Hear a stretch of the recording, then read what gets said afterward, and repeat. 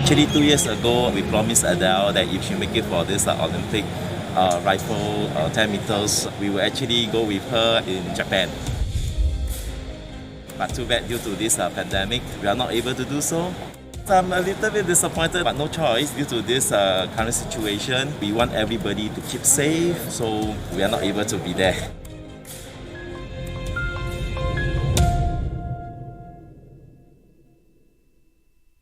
The Prime Minister has extended a COVID-19 state of emergency for Tokyo and 8 other prefectures until the 20th of June. COVID-19 cases are rising and spreading. Tokyo's 2020 chief says that the Games simply cannot be postponed again.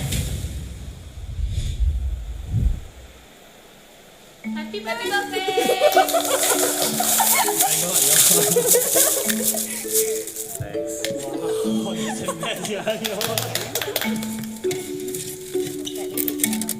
My name is Kira. I just turned 21.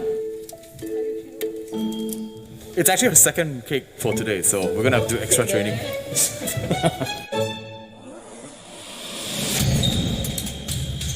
I'm a fencer. So there are 3 disciplines in fencing, 4 sabre and épée, and me personally, I'm doing épée. Our target area is a bit different from the rest. So we can hit the whole body, from the toes to the head. The point of fencing is to stick the other person with the pointy end first. So mostly we've been working on her physicality, her power generation, her acceleration and the like.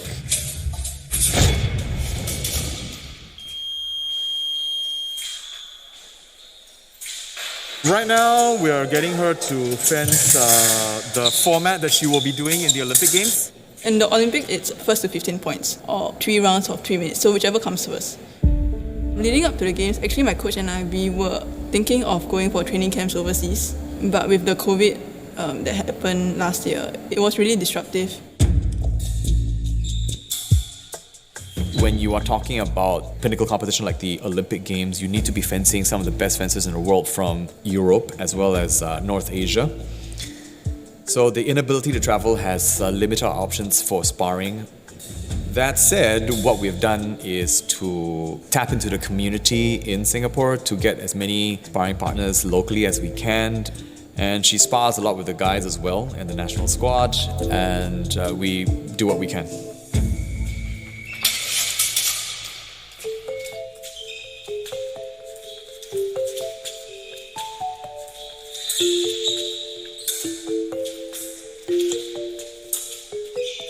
It's the first day of the training camp, so we're still slowly easing into the training. And we're trying to have as much fun as we can in training.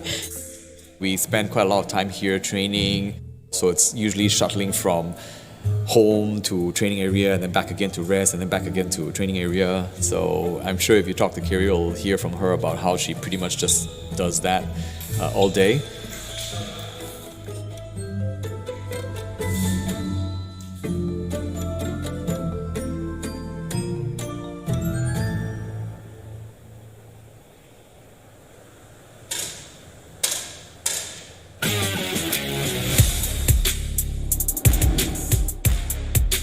Today, Singapore Association organised this competition. It's allowing me to practice the kind of mental strategies that I should adopt when I'm at the Games itself. My name is Adele. I'm 22 this year and I'll be representing Singapore at the Tokyo Olympic Games, and I'm playing the 10-meter air rifle.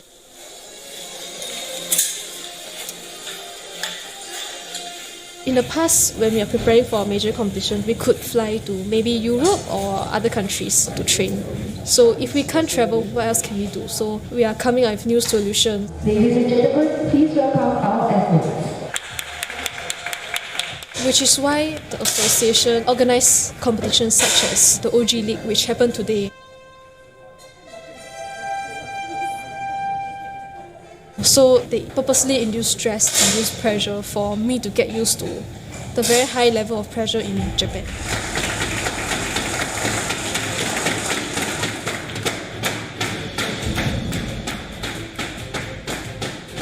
So qualification, each athlete has to shoot 60 shots. The highest score that an air rifle can achieve is a bullseye. It's a 10.9. The highest score that the qualification points can go up to is 654 points. The top 8 athletes will make it to the finals, and then it is based on an elimination system. After the 20th shot, we have our next decision to say goodbye to Adele, time of 4 ranking finalists in the field of 4.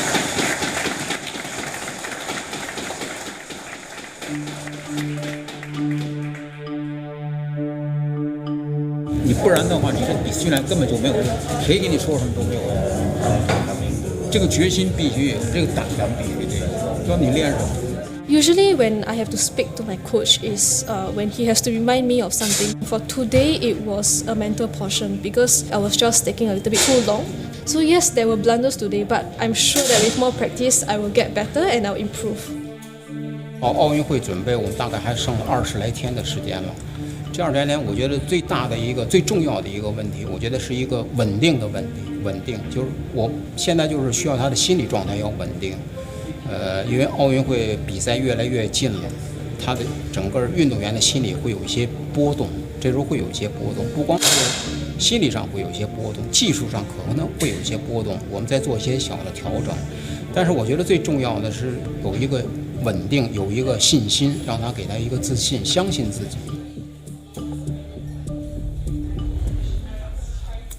I'm aware of the pandemic situation in Tokyo, but my coach is the one that's monitoring and then updating me. He kind of filters whatever he wants to tell me because sometimes it may subconsciously affect an athlete's well-being. Everyone tells me to just focus on what I have to do. Every Olympics is different and unique, but I have to admit that this one will be the most unique of all. In normal times, being an athlete is stressful. And now add on the pandemic, it becomes extra stressful. And that's why we have our sports psychologists to help our athletes manage the additional stress. Japan's top medical experts have warned that holding the Tokyo Games could increase coronavirus infections, and they say banning all spectators is the least risky option.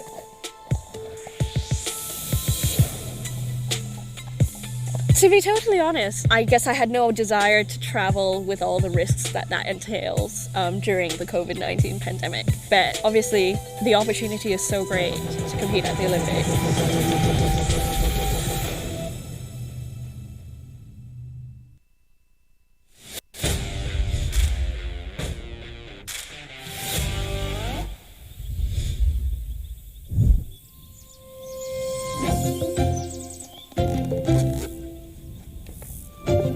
I'm Caroline Chu, and I've just qualified for the sport of dressage at the Tokyo Olympic Games.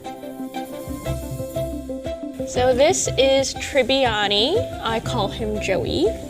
And the reason why I call him Joey is because, like Joey Tribbiani from Friends, he doesn't like sharing food. Around 3 weeks ago, I just thought I'd be following the Olympics from home as a fan. And then suddenly the New Zealand candidates withdrew from the Olympic Games because of the COVID pandemic, and there was a free slot for the region. And that was completely unexpected. I think it took me a while to realize that that could eventuate into an opportunity for me. The candidates for this free Olympic slot, we all converged in a competition in Le Mans in France.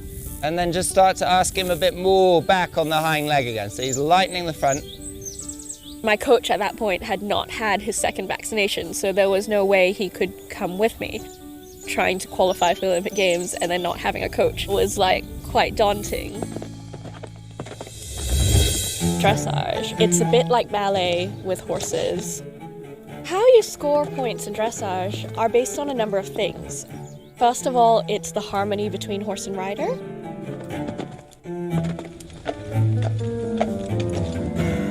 How obedient the horse is to the rider's commands. And then you've got the artistic element, which is how well you're executing it, how much expression you can draw out of a horse. So in order to get the slot, I knew going into my competition that I needed a minimum score. of 66%. When we came out of the competition, the pressure had been so immense that I don't think I had a clear perception of how I'd done. We FaceTimed straight away after the test, and I looked at the test and I thought that was probably the best test that she's done. And then the scores come on a live stream on the internet because it was sort of, 69.5%. I can't even remember now. I've never scored that high before. Yeah, I was speechless. Yeah, and it's not very often that I'm speechless. And then all of a sudden I just ran around, jumping up and down, screaming, very, like a child, really. It'd been such a whirlwind of emotions. I couldn't believe that we'd actually done it. I'm pleased with that. Okay, awesome. So now that we've qualified for the Games, the pressure now moves to all the administrative side of getting to Tokyo. He has no clue he's going to Tokyo. He probably doesn't really mind where he goes, as long as he gets treats. I wasn't expecting to do a sort of international journey at all this year because of the COVID pandemic. Thankfully, we're all vaccinated on the team.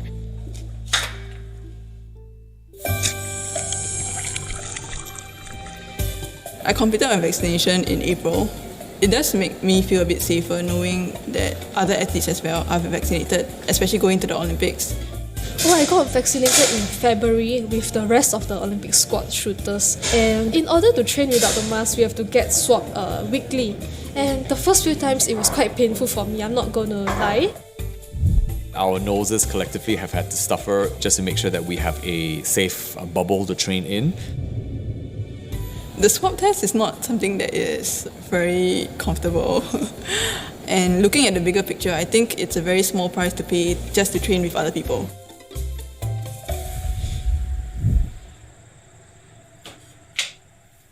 I like to cook, so I cook with my sister and my mom. But nowadays, as I'm getting busier with the Olympic training, I have lesser time to cook already. So actually today I have some free time, so yeah, we are cooking our favourite food.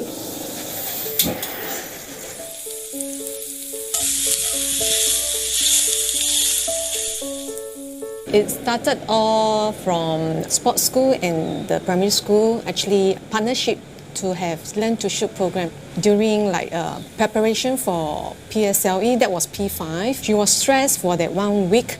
So I let her join this Learn to Shoot. Otherwise it's like study. That was her life. After first lesson, she came back, was like, Mommy, I'm very, very happy. That was the first time after her so-called depression for 1 week and first month. So this is a picture in 2012 when I was 13 years old here. And this is a picture now in 2021. This is now. Yeah. Much prettier now. At that point of time, I'm a sole breadwinner to the family. So to start off with shooting, I think the cost of the suit and the equipment is about $2,000. It's almost equivalent to 1 month of my salary. So whether we make a right choice or not is a question mark to us during that time. After 1 year of training, she finally topped in her cohort. I'm actually very happy with that. On the night Kyria qualified for the Olympic, we were watching the final bout from the YouTube. The last point was unbearable to watch.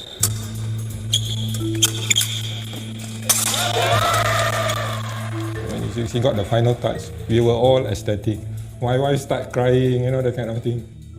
So these are some of the SEA Games medals from the 2019 SEA Games. This, I think, is the most special one because it's the one that signifies that I qualified for the Olympics. She started fencing when she was 8 years old. Definitely, we never think that she's going to be going this far. When the child grows up, their interest and their taste will change. So we are prepared that she's going to stop fencing. But till now, she is as passionate as when she was 8 years old. We are proud that she's coping and balancing her academic and training well. Wow, sacrifices. So many. Too many to count. Apart from dropping off and picking her up from her daily training, our whole family, we work our schedule around hers. We actually plan our holidays around her competition.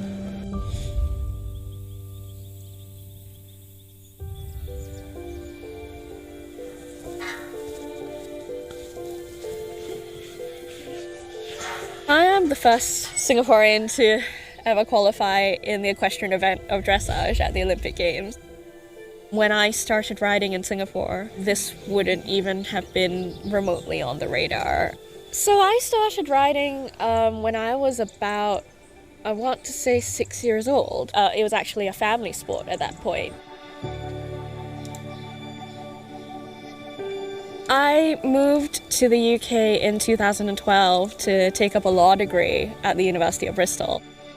I assumed that when I started work, that would take over and I would have to stop riding. 7 years later, I'm still horse riding.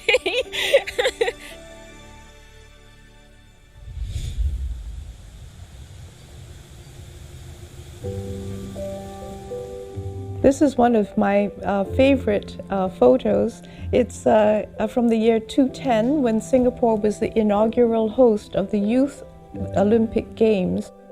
Caroline, she was a competitor. In the Youth Olympic Games, she jumped. Jumping is actually her elder sister's event. So her elder sister, Catherine, coached the younger sister at this event.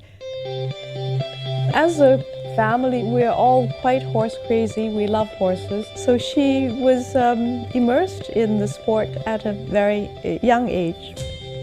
I'm very proud of this table because this is Southeast Asian Games when it was held in Singapore in 2015.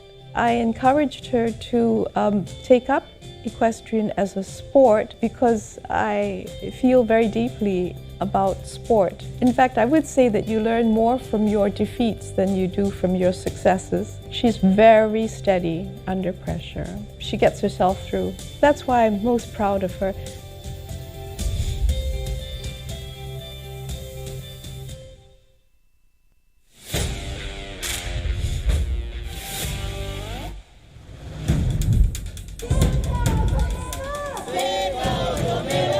Surveys have shown a majority of residents want the Games to be cancelled or postponed.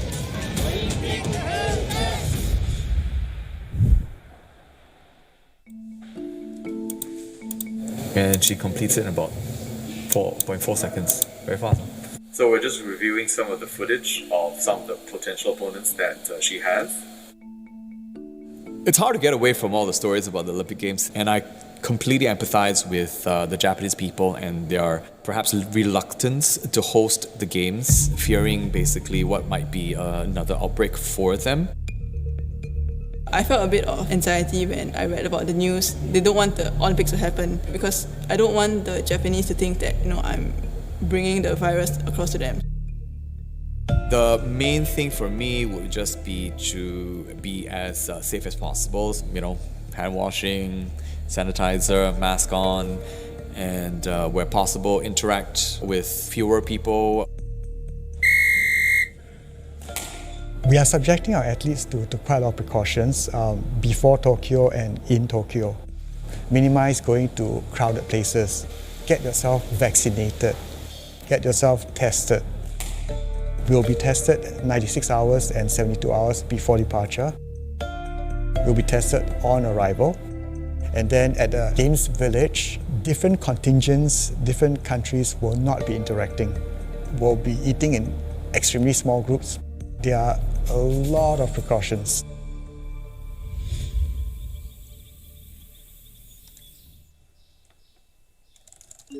My flight details are a little bit up in the air, but it looks like I'll be taking a flight out around the 12th of July. Because I'm traveling out from the United Kingdom instead of Singapore, there are additional COVID measures above and beyond the normal ones. I've got to self-isolate for 3 days before my flight here, and then do an additional 3 days on the Tokyo side, and obviously being tested every day. Oh, I'm of course so worried about COVID and the pandemic. Sometimes I have sleepless nights about it. We're fortunate she's vaccinated. She's well aware of the dangers. We have to be prepared for everything.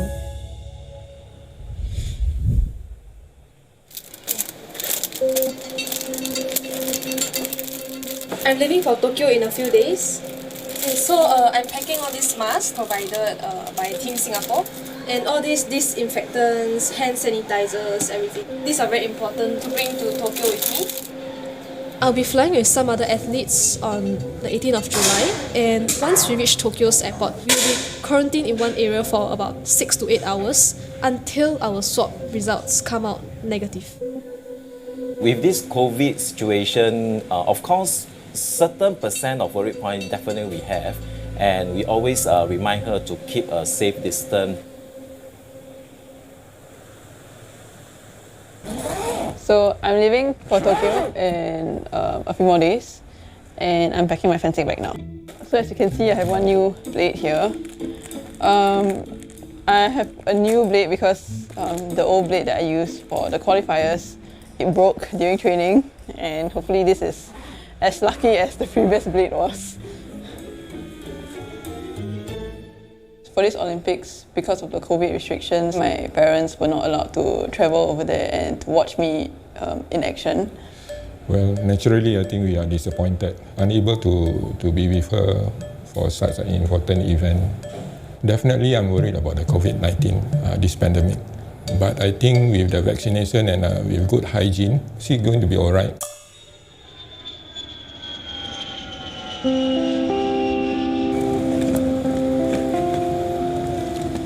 Of course, the Olympics is every athlete's pinnacle of the sporting career. I think my 12-year-old self would look and say, wow, within a decade you managed to achieve your goal. I always told her, do not chase for the result blindly. Just enjoy the process. No matter what's the result, we all support her. Hashtag Adele, all the best. To me, it seemed like a very far-fetched dream. You know, I was just in a small house in Singapore. We didn't really have a lot of funds that we could spend on fencing. It didn't really seem like a dream that I could achieve. What do you think I'll do? I think the result may be secondary for us. But quietly, we are hoping that she can go quarter-final. Oh, not quietly already. Yeah, not quietly anymore. Now I know. Bye-bye.